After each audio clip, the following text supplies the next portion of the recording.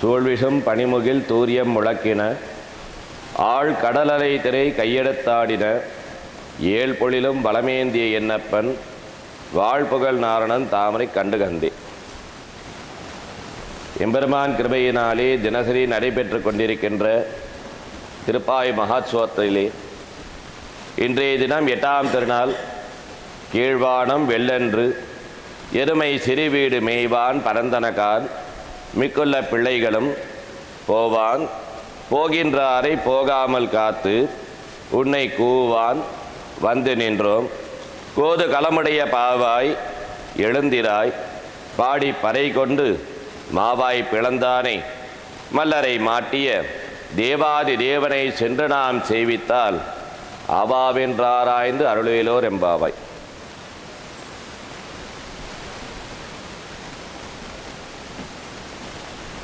ஆயர்பாடி மக்கள்களிலே தோழிகளை எழுப்பும் முகமாய் தினசரி 6ஆம் பாசுரம் தொடங்கி 10வது பாசுரம் வரை தோழிகளை எழுப்பும் முகத்தாரும் அடுத்த 5 பாசுரத்திலே கோஷ்டிக்கு தலைவனாக விளங்கக்கூடிய ஒரு சில பேரை எழுப்ப முகத்தான் இந்த பாசுரங்கள் அமைந்துள்ளன. இன்றைய பாசுரத்திலே கண்ணபிரானிடம் சண்டை போட்டு அவருடன் குதூகலமாய் உள்ள தோழியை எழுப்ப முகத்தான் உள்ள பாசுரம் இன்றைய பாசுரம். அந்த தோழியை எழுப்பதற்காக அவருடைய வீட்டிற்கு முன்னே நின்று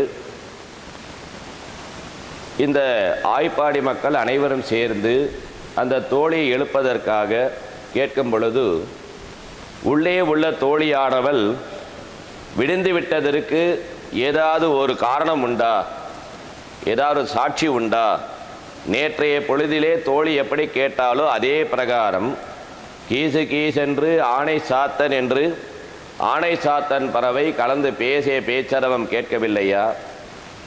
அதே போல காசும் பிறப்பும் கலகலப்ப அந்த ஓசை கேட்கவில்லையா? வாச நறுங்குழல் ஆய்ச்சியரின் அந்த நறுமணம் உங்களுக்கு வரவில்லையா? வாசம் கிட்டவில்லையா? மத்தின் ஓசை கிடைக்கவில்லையா? தயிரரவம் கிடைக்கவில்லையா? கேட்கவில்லையா என்று அதே வார்த்தை இந்த தோழியிடமும் கேட்க, அதெல்லாம் அந்த ஆத்திரையே சொன்னதை நானும் கேட்டேன், ஆனால் எனக்கு புதுசாக ஒரு எவிடன்ஸு கொடுங்க. அப்படி கேட்குறப்போ இவன் என்ன சொல்கிறாருன்னா, கீழ்வானம் வெளுத்து விட்டது, வெளிவந்து பார் அப்படின்னு சொல்லி ஒரு வார்த்தை கேட்குறப்போ, கீழ்வானம் வெளுத்து விட்டது என்றால் சூரியன் கிளம்பி விட்டான், உதயமாகி விட்டான். ஆகையினாலே கீழ் என்று சொல்லக்கூடிய கிழக்கு வானமானது வெள்ளையாக வடிமலர்ந்து அமைந்துள்ளது. ஆகையினாலே இந்த கீழ்வானமானது வெள்ளென்று அமைந்து விட்டது என்று சொல்லும் பொழுது, நீ சொல்கிறது நான் ஒத்துக்கிறேன், ஆனால் எனக்கு என்னமோ லேசாக சந்தேகம், சூரியன் வரலை. நீங்கள் எல்லாரும் எப்படி இருக்கீங்கன்னா, சீர்மல்கும் ஆய்ப்பாடி செல்வ சிறுமியர்கள், ஒவ்வொரு வைபவத்திலையும் நீங்கள் எப்படி இருக்கீங்க, மதி நிறைந்த ஆட்களாக நீங்கள் எல்லாம் இருக்கீங்க. உங்களோட தேஜஸானது அங்கே வானத்திலே வெளிப்பட்டு அந்த தேஜஸ் தான் இங்கே வெள்ளையாக காமிக்கிறதே தவிர சூரியன் கிளம்புற மாதிரி எனக்கு தோணலை. நீங்கள் ஏதோ ரைமிங் பண்ணுறீங்க, இந்த நேரத்தில் ஏதோ ஒரு நீங்கள் ரெக்கார்டு பண்ணி இதெல்லாம் என்னை எழுப்புறீங்க, என்னை தூக்கத்தை எல்லாம் போக்குறீங்க அப்படின்னு சொல்லி உள்ளே இருக்கக்கூடிய தோழி சொல்கிறா. அப்படி சொல்கிறச்ச வெளியே இருக்கக்கூடிய அமைப்புகள் எல்லாருமே என்ன சொல்கிறாங்கன்னா, அப்போ இதை நீங்கள் ஒத்துக்க மாட்டீங்க அப்படின்னு சொன்னால், எருமையானது தன்னுடைய கன்றோடு சேர்ந்து மேய்ச்சல் நிலத்திற்கு பரவி நிற்கின்றன, அதை பாருங்க அப்படி சொல்கிறப்போ ஏதோ ஒரு சில எருமை மாடு போயிருக்கும், அதுக்காக இந்த பொழுது விழுந்துருச்சு அப்படின்னு சொல்லி நீங்கள் எப்படி சொல்ல முடியும்? அதை நான் ஒத்துக்க மாட்டேன். நீங்கள் ஏதாச்சும் கிளப்பி விட்டுருவீங்க, சும்மா இருக்கக்கூடிய எருமையை நீங்களே தட்டி எழுப்பி போப்பா போய் செய்யுங்க. ஏன்னா இந்த எருமைக்குரிய ஒரு குணம் என்னென்னா, காலங்காத்தால் எந்திரிச்சு பல் துலக்கமோ இல்லையோ, நாம் செய்கிறோமோ இல்லையோமோ, ஆனால் அந்த எருமைக்குரிய தன்மை என்னென்னா, காலங்காத்தால் எந்திரிச்ச உடனே நேராக போய் சிறு சிறு புல்லாக எங்கே இருக்கோ அங்கே போய் சாப்பிட்டு அந்த அமைப்பிலே தான் அவங்க பல் விளக்குவாங்க. ஏன்னா பசுமாடு அப்படிங்கிறது, அடியன் தாசன், பசுமாடு அப்படிங்கிறது பொறுமையாக நின்று அங்கே இருக்கக்கூடிய அனைத்து வைபவத்தையும் பார்த்துட்டு பால் சுரந்து தன்னுடைய கன்றுகளுக்கு கொடுத்துட்டு கன்றுகளாக இருக்கக்கூடிய அனைத்து பிள்ளை செல்வங்களுக்கும் கொடுத்து அதுக்கப்புறம்தான் அவங்க மேய்ச்சலுக்கே போவாங்க. ஆனால் இந்த எருமைக்குரிய குணம் என்னன்னா, காலையில் எந்திரிச்சு பால் சொரிய மாட்டா, கிளம்பிடுவா. கிளம்பி சிறு சிறு பொருட்களாக இருக்கக்கூடிய அந்த இடம் எங்கே இருக்கோ அந்த இடத்துல போய் சாப்பிட்டு முடிச்சுட்டு நல்லா வயிறு நிறைய சாப்பிட்டுட்டு அதுக்கப்புறம் தான் பாலே கொடுக்கும். இந்த ரீதியாக இங்கே என்ன சொல்கிறாங்கன்னா, எருமை சிறு வீடு. இந்த சிறு வீடு அப்படிங்கிறது ஆய்குளத்துக்குள்ள தனி பாஷை. இது எப்படி சென்னை தமிழ் மதுரை தமிழ் சொல்கிறோமோ இதே மாதிரி இங்கே ஆய்ச்சியக்கூடிய சிறு தமிழ் அப்படிங்கிறது சிறுமை சிறு வீடு அப்படின்னு சொல்கிறது சின்ன சின்ன புட்கள். அப்போ பெரிய வீடம்னா பெரிய பெரிய வளர்ந்த பயிர் வகைகள். இந்த ரீதியாக சிறுவீடு மேய்வான் பரந்தனகான், மேய்வதற்காக பறந்து விருந்து நிற்கிறது. எப்படின்னா பறந்து நின்று மேய்க்கிறதுன்னு சொல்லலை, மேய்க்கிறதுக்காக பறந்து போனான். இது எப்படி சொல்லலாம்னா, சுவாமி எப்படி இங்கே ஏழ்னாரும் இங்கே உபன்யாசம் பண்ணுறான், ஏதோ தம்பி ஏதோ அவனுக்கு தெரிஞ்ச அளவுக்கு சொல்கிறான், கரெக்டாக சொல்கிறான்னா பார்ப்போம் அப்படின்னு சொல்லி பெருமாள்கிட்ட சங்கல்பிச்சுட்டு நேராக அர்ச்சனைலாம் பண்ணி முடிச்சுட்டு லட்சார்த்தனை தினசரி உண்டு. சுவாமிகிட்ட பிரார்த்தனை வேண்டு அம்பி நல்லா வளரணும்னு சொல்லி அந்த ஆசீர்வாதம் கொடுக்கறதுக்காக சுவாமி அப்படியே இங்கே வந்து ஏழ்னார். சிதப்பா எப்படி வந்தாரோ அதே மாதிரி இங்கே மேய்வதற்காக பசு கூட்டல் இந்த எருமை மாடெல்லாம் சேர்ந்து போனாங்க. இதே மாதிரி வைபவத்தை கேட்கறதுக்காக நாடி வந்தது, நாடி வந்து கேட்கறது வித்தியாசம் உண்டு. நாம் இங்கே போனோம், அந்த இடத்துல ஏதோ இருந்து பார்த்தோம் அப்படி வந்தோம், அந்த வார்த்தைக்கும் அங்கே பார்க்கறதுக்காக போனோம். இது கொஞ்சம் வித்தியாசம். என்னென்னா, இப்போ நம்ம மலையப்பன சுவாமி தரிசனம் பண்ணுறதுக்காக இங்கேருந்து போகிறோம், அங்கே சன்னதிக்கு பக்கத்தில் போய் பெருமாள்கிட்ட முன்னாடி நின்று ஒரு 2 நிமிஷம் நம்ம நிற்க முடியுமா? கிடையாது. 2 செகண்டு கூட கிடையாது. அதுக்குள்ளே ஜரகண்டி எழுத்து விட்டுருவா. ஆனால் அந்த மலையப்ப சுவாமி தரிசனம் பண்ணுறதுக்காக நாம் இங்கேருந்து கிளம்புறோம் பாருங்கள். நம்ம ஆற்று பெருமாள்கிட்ட உத்தரவு வாங்கி ஒரு பொங்கலை பயிரெடுத்து அடுத்து நம்ம வாசல் காப்பான்ட்ட ஒரு செதற்காய் கொடுத்துட்டு அதுக்கப்புறம் இங்கேருந்து கோவிந்த நாமத்தோடு சொல்லி மெதுவாக அந்த அலைபிரி போய் வரிசையாக நடந்து நடந்து கோவிந்தா கோவிந்தான்னு சொல்லி மனசால வாக்கால செயலால் சொல்லி சொல்லி சொல்லி அப்படி போகிறச்சு அந்த அனுபவத்தை தான் இங்கே சொல்கிறாங்களே தவிர, நேரடியாக போனோம் சாப்பிட்டோம் வந்தோம் நேராக பெருமாளை பார்த்தோம் தீர்த்தம் வாங்கினோம் வந்தோம் அந்த வார்த்தையை விட இங்கே போகிறப்போ இருக்கக்கூடிய அனுபவத்தை தான் இங்கே பார்க்குறா. இங்கே மேய்வான் அப்படின்னு சொல்லக்கூடிய வார்த்தையில் இந்த அமைப்பு என்ன பண்ணா போகிறப்ப என்னென்ன நடக்குது. ஏன்னா அர்ச்சிதாரி மார்க்கத்தில் ஒவ்வொரு பிரபந்தனும் செய்ய வேண்டிய அமைப்பு முக்கியமான விஷயம். ஏன்னா சரணாகிரி மட்டும் ஒவ்வொரு அமைப்புக்கும் கிடையாது. இப்போ சுவாமி கூட நிறைய தர சித்தப்பா எனக்கு சொல்லியிருக்கார் எப்படி இருக்கணும், ஒரு சரணாகிரி பண்ண பிரபந்தன் எப்படி இருக்கணும் சொல்லி அப்பப்பா சித்தப்பா கூட அடியனுக்கு சொல்லியிருக்கார். தினசரி நித்திய விதி நித்திய ஆராதனம் அதே மாதிரி நித்தியகர்ம அனுஷ்டானம் இது விடாமல் பண்ணிகிட்டே வரணும். அப்படி பண்ணாதான் ஆச்சாரியோட வாக்கியம் கண்டிப்பாக நமக்கு பலிதமாகும்.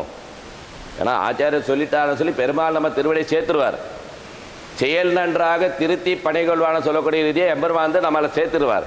ஆனால் அந்த திருத்தின்னு சொல்லக்கூடிய வார்த்தைக்கு இப்போ இருக்கக்கூடிய அடுத்து வரக்கூடிய காலத்தில் ஏற்படக்கூடிய தோஷங்களும் பாபங்களும் நம்மளை அண்டாமல் இருக்கணும்னா நாம் ரெடியாக இருக்கணும்.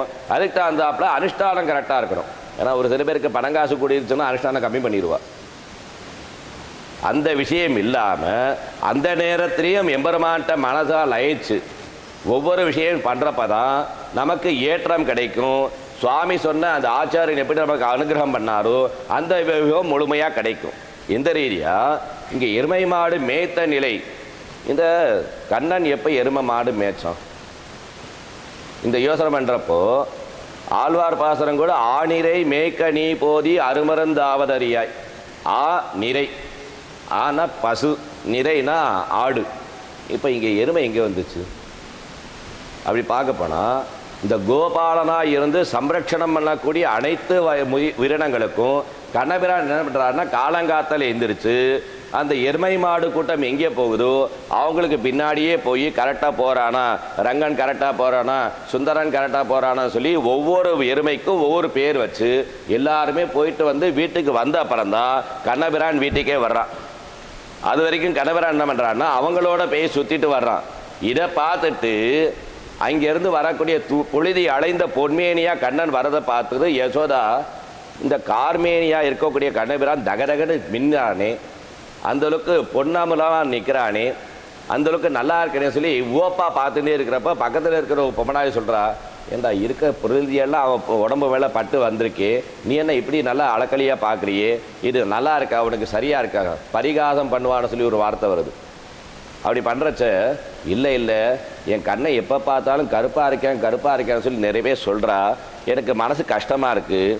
ஆகையினால ஒரு தடவை நல்லா மஞ்சளாக தகதகன்னு மின்ற மாதிரி பொண்ணு மாதிரி இருக்கணும், அந்த தங்கம் மாதிரியே இருக்கணும் அப்படின்னு சொல்லி நான் பார்த்துட்டே இருக்கிறப்போ காலங்காத்தால் கிளம்பி எல்லா எருமை மாட்டையும் மேய்ச்சிட்டு வீட்டுக்கு வரப்போ வரக்கூடிய அந்த அழகு இருக்குது பாருங்கள், அது தனி அழகு, ரொம்ப விசேஷம் அப்படின்னு சொல்லி பார்க்குறப்போ கண்ணபிரான் பக்கத்தில் வந்துட்டான்.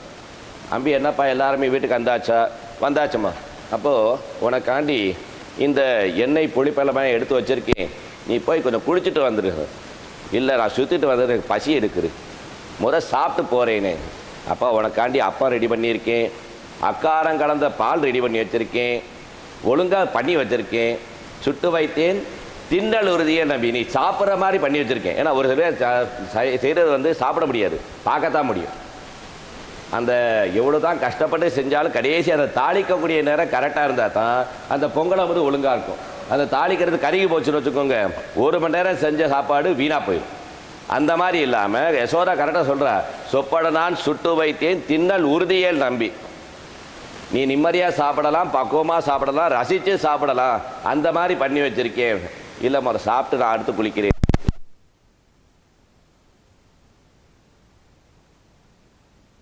சிரிக்கும் வாள் வந்தாச்சுன்னா ஏதாச்சும் தேவையில்லாத வார்த்தை சொல்லுவா, நீ குளிச்சுட்டு வந்துரு அப்படின்னு சொல்லி நீராட்டம் பாசுரத்தில் வர்ற மாதிரி இங்கே எருமை வாகனம் எல்லாம் பார்த்துட்டு வந்த அப்புறம்தான் எம்பெருமானே குளிக்கிறதுக்காக போகிறான். ஏன்னா குழந்தை எங்கேயாச்சும் வெளியே போயிட்டா நமக்கு தானே கஷ்டம், பெத்தவாளுக்கு தானே கஷ்டம்.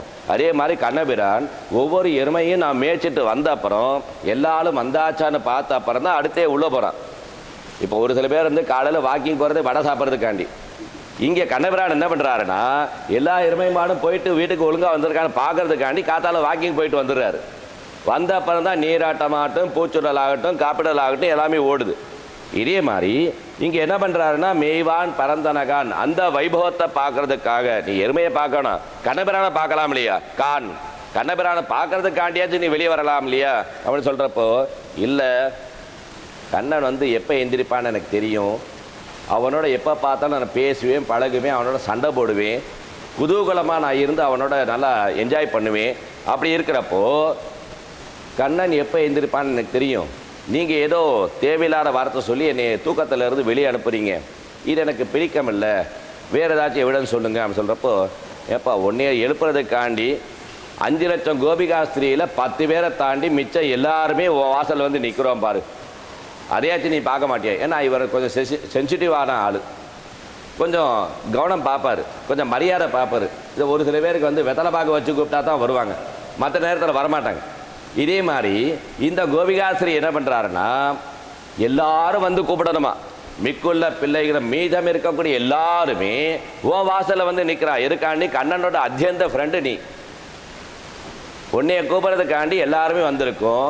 ஆனால் இவன் என்ன பண்ணுறாருன்னா யமுனா நதி தீரத்துக்கு போயிடுறேன்னு சொல்கிறப்போ நம்ம ஒத்துக்கலை, இந்த ஆள் வரணும், அப்போ தான் இவங்களோட சண்டை போட்டால் தான் கண்ணனோட நாம் சண்டை போட முடியும், அவங்ககிட்ட இருந்து ஏதாச்சும் பாசனம் வாங்க முடியும், ஏதாச்சும் பறைன்னு சொல்லக்கூடிய பக்தி வாங்க முடியும், ஞானம் வாங்க முடியும், திருவடி சம்பந்தம் வாங்க முடியும். ஆகையினால்